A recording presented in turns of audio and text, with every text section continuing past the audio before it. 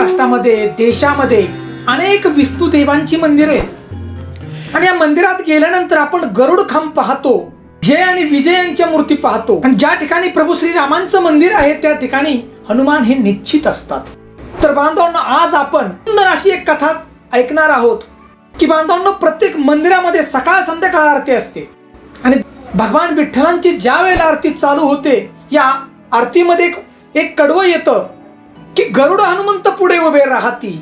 बांधवांनो, या कडव्याची रहस्यमय अशी कथा आज आपण जाणणार आहोत, ऐकणार आहोत. ही कथा ऐकल्यानंतर अक्षरशः आपल्या डोळ्यामध्ये आनंदाची अश्रू येते, कारण भक्ती करावी कशी आणि भक्ती ही किती एकनिष्ठ असावी या कथेतून आपण जाणणार आहोत. त्यासाठी व्हिडिओ नक्की पहा. तर बांधवांनो, ही गोष्ट आहे द्वापार युगातील.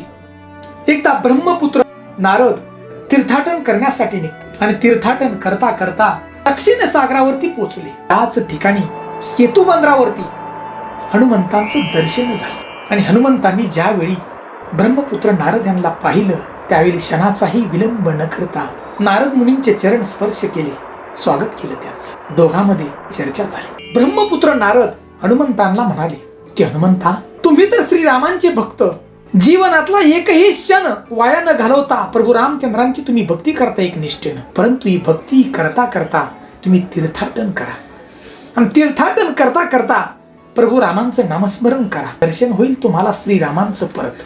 नारद मुनींचं हे बोलणं ऐकून हनुमंत त्या ठिकाणी आनंदित झाले. त्यांना पटलं हे सगळं बोल.